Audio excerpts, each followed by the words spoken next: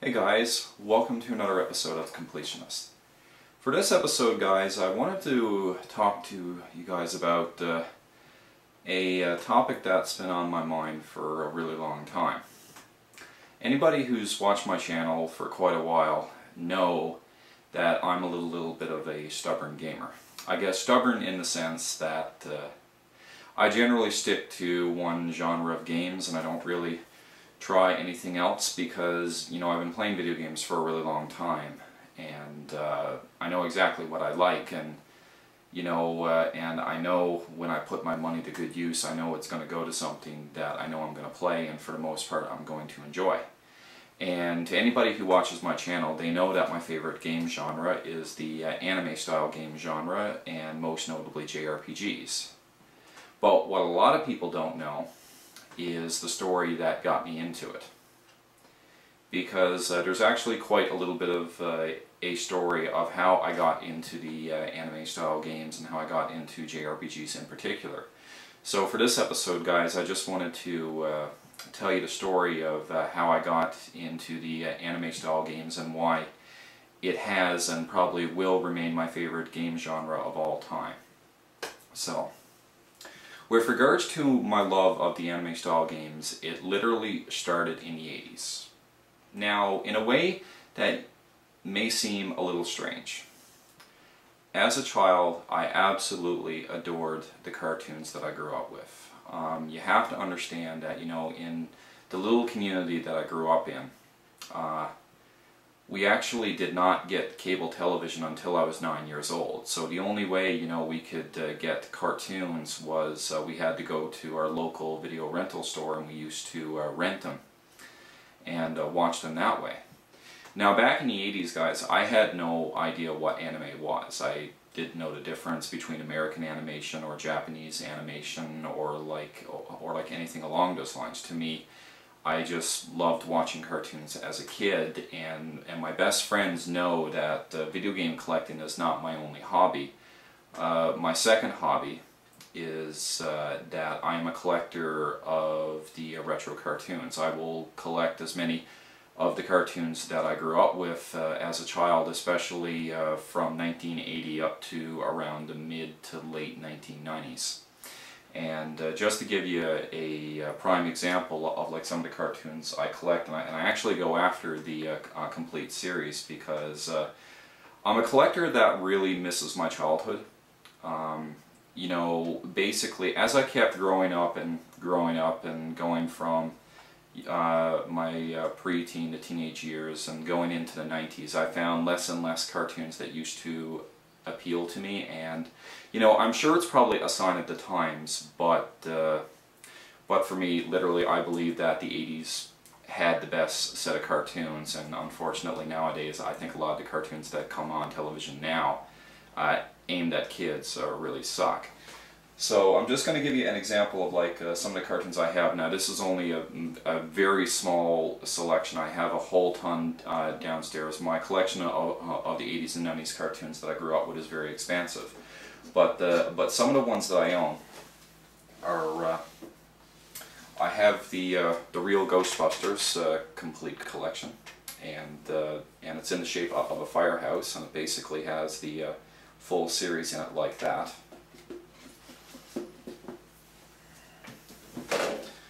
I guess any kid of the 80s probably picked this up when it came out a couple of years ago, and that is the Transformers Matrix of Leadership Edition. So I had to pick this up the moment it came out because it does have all the episodes of the Transformers that were released in North America, so I definitely had to add that to my collection. And the final cartoon I wanted to show you is one that I've been waiting for a really long time to come out. And I've been waiting for this one to come out for a really long time. It is my favorite 80s cartoon of all time, and I'm really glad that it has finally come out. And if you do love 80s cartoons, guys, I definitely recommend you pick it up. And that is Mask. Mobile Armored Strike Command. Now, this is not the entire series, even though it says the complete series on the bottom. For this set, it's actually every episode from the first season, which is 65 episodes, and there were only a total of 75 episodes. So season 2 only has like 10 episodes. So I'm hoping they'll release season 2 eventually. So guys, how does this relate towards my love towards the anime style game genre? Well, as I was getting older, and I found the cartoons becoming less and less appealing to me. Like, I remember as a kid, like, the last bunch of cartoons that I used to watch religiously that, like, I really enjoyed was, like, Gargoyles and Mummies Alive and stuff like that. But, you know, I still kind of had that cartoon itch that, you know, that I really needed to scratch. So it was around the mid-1990s that I started getting into anime and finally understanding what it was. And initially it started off with YTV showing some of the really popular anime such as Sailor Moon and Dragon Ball and Dragon Ball Z. But I remember one late night that I actually was up late watching TV, and I noticed that the Columbia House had an offer that you know, if you bought the movie Akira for $4.95, they would send you one anime film on VHS a month for about $29. And this was around the time of my birthday, and that's what I asked my mom to sign me up for this. And because, you know, I just got completely mesmerized by the animation and stuff like that, and I really loved it, and I considered anime, you know, it was the perfect cartoon for an adult. And I just absolutely adore the storyline, the artwork, the characters, things along those lines. But what I didn't realize is that a lot of the anime that Columbia House sent me was a lot of really R-rated stuff. Like, basically I used to, and this was my first time seeing blood and guts and violence and sexuality in any kind of cartoon. Like, I remember some of the cartoons that they gave me Columbia House, and it was cartoons such as like Crying Freeman and 3x3 Eyes and the original Vampire Hunter D, and obviously Akira and Barefoot Gen and The Professional. Like, these are cartoon movies you would never dare show your children. And yet I watched them and I really enjoyed them. So basically, when I was a teenager, 14, 15, 16 years old, anime was my new hobby. And I used to try to collect as many anime VHSs that I could.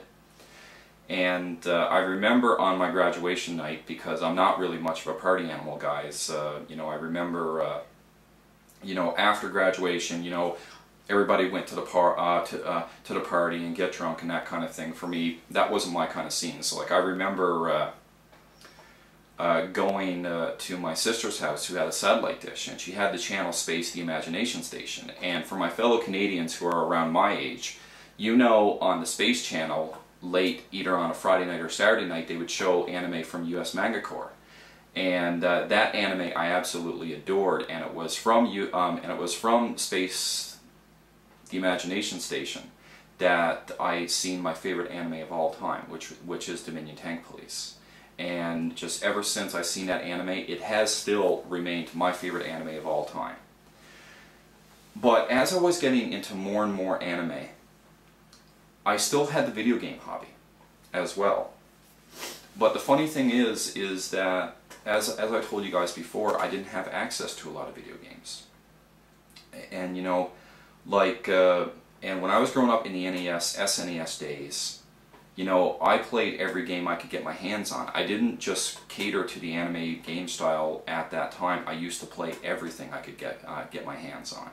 So, you know, I used to play Doom and Wolfenstein and Diablo and StarCraft in my late teen years, not really understanding that, you know, that some video games were anime style. And I think the one film that really made me think that, you know, I'm going to get into the anime game genre was, I remember being really big into Street Fighter at the time. And when Street Fighter II, the animated movie, came out, I rented it. And I was absolutely blown away by it. one of the best anime films I'd ever seen at the time. I love the soundtrack. Anybody who watches the movie, especially the American dub, you know we all love the fight between Vega and Chun-Li with the theme music going on, and it was Ultra by KMFDM. And we love that movie just for that one fight, and that was like the perfect music to that fight too.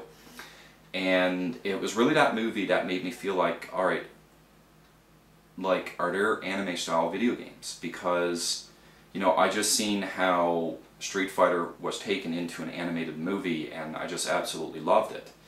Now, when I got into university, obviously, you know the story of me being into university, didn't have any video game systems and stuff like that. Now, I remember going to the drugstore, and I used to, you know, look at the video game magazines and stuff like that. And that was where I started to see lots of artwork and posters for these anime style games. And I just said, like, man, I really need to get my hands on them. But I didn't have the money. I didn't have the resources. I didn't have the system. So I truly believe that I think the prime time for anime style games and JRPGs in particular was during the PlayStation and Sega Saturn generation. I think it was those two systems that literally came out with some of the best anime style titles that we ever seen. And it strikes me as it's kind of ironic that it seems like that during that generation the anime game genre really wanted to try their best to put out their A+ material in order for the JRPGs to catch on in a Western audience. And that's why, you know, in the PlayStation 1 days, you know, we've seen a lot of quality titles, you know, such as like Suikoden 2 and Final Fantasy Tactics and Valkyrie Profile and Star Ocean, the second story, and obviously my favorite, Xenogears. And finally, a game that I really love that encompasses the JRPG like you wouldn't believe, and that's Thousand Arms.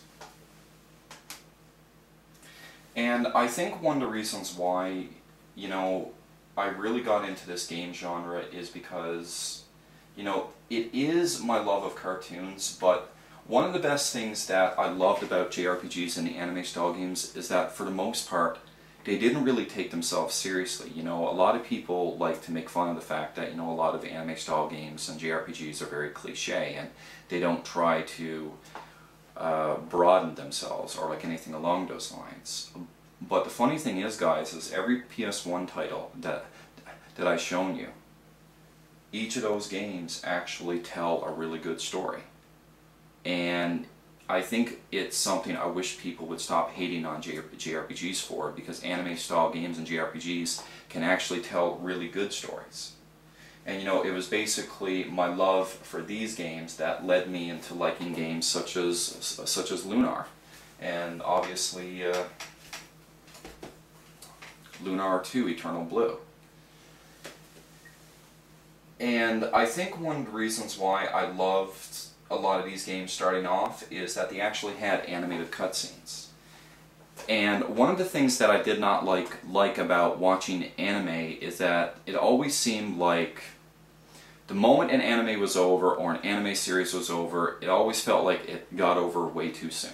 I wish it could have lasted forever. I wish it could have lasted longer. You know, you watch a lot of anime in the 90s and the 2000s, and you watch anime like Cowboy Bebop and Trigun and stuff like that, and you wish, oh man, I wish it could have went for another season, or I wish it could have went longer, or like anything along those lines. And I just really hated that about watching anime on VHS and stuff like that, because I always wanted more. So I thought the anime style games were a good way to compensate for that, because I kind of felt like I was playing my own anime, and I could make the story go as long as possible, because anybody who plays a lot of these anime style games, you know that these games can last anywhere from 40, 50, 60, 70, 80 hours. And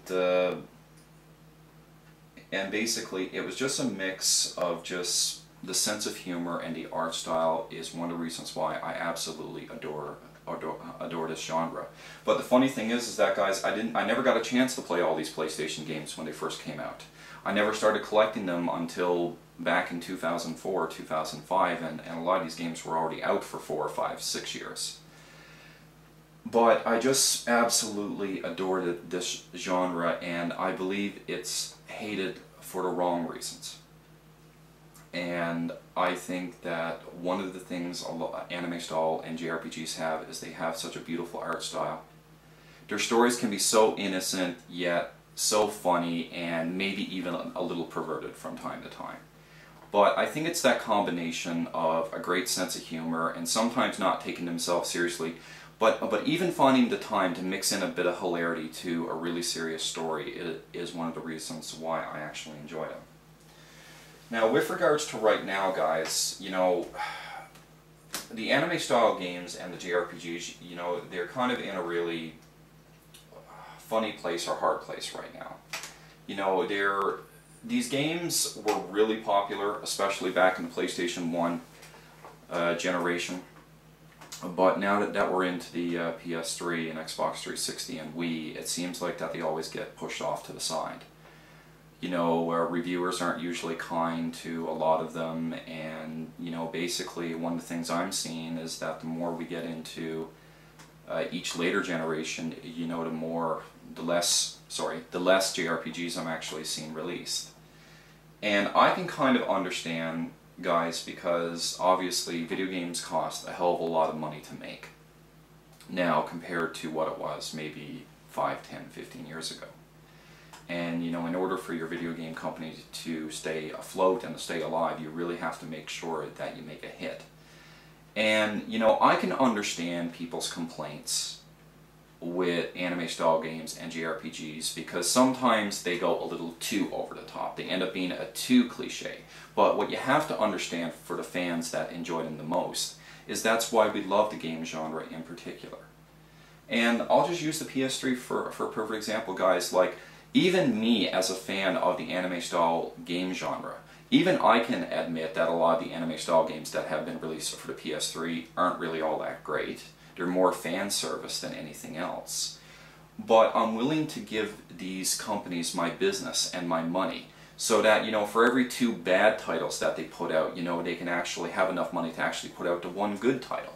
And, you know, some perfect examples of, you know, some anime style games that aren't really all that great on the PS3 are games like Enchanted Arms. And especially these two, Trinity Universe and Cross Edge. You know, these games, you know, they got really low scores, and, you know, and it was more fan service than anything else. But, you know, I was still willing to give these games my money, so that later on I could get really great RPGs for this generation and really great anime style games such as Resonance of Fate and Valkyria Chronicles and also Eternal Sonata. Sometimes I will invest my money into a less desirable product to make sure I get a really good product in return, because I do love the genre that much. But the funny thing, guys, that I'm seeing, you know, especially in this generation of gaming, you know, I don't even believe that it's any of the big 3 consoles that are even taking the lead with the JRPGs or the anime style games. I think the system that is really showing us that great anime style games and great JRPGs can still exist in this generation is the PSP. And, you know, we see all these box sets from Xseed Games and Axis Games and stuff like that. And, you know, a lot of the RPGs and the anime style games that they put out are really quality stuff. And you know, some examples of that, you know, would be obviously E7. And I know a game that Forestlocke really loves, which is a Legend of Heroes Trails in the Sky. So it seems like that the PSP is really taking the ball and running with it and still putting out great anime style games. But as it's just unfortunate that these games, as good as they are and as beautiful as they are, just because that they're not popular, unfortunately, the games get harder and harder to find. Because the people who buy them, you know, legitimately love them, and it's just a drawback that you know, they become really rare really quick, because I think a lot of innocence and a lot of work goes into a lot of these games to make them as good as they are. And even though a lot of people will say that the anime game genre is dying, you know, I'm still going to support it for as long as I can. Now, I still do firmly believe that, you know, I am stopping gaming after this generation, because I simply can't keep up with it anymore, and I kind of feel like an aging dinosaur. I just can't keep up with it anymore. But you know, I'm still going to appreciate this game genre for as long as I can. And basically, the funny thing to it is that what led me to love the anime game genre was just my love of the 80s cartoons, and that's it. And it was from my love of 80s cartoons came to my love of anime, and from my love of anime came my love to the anime style game genre.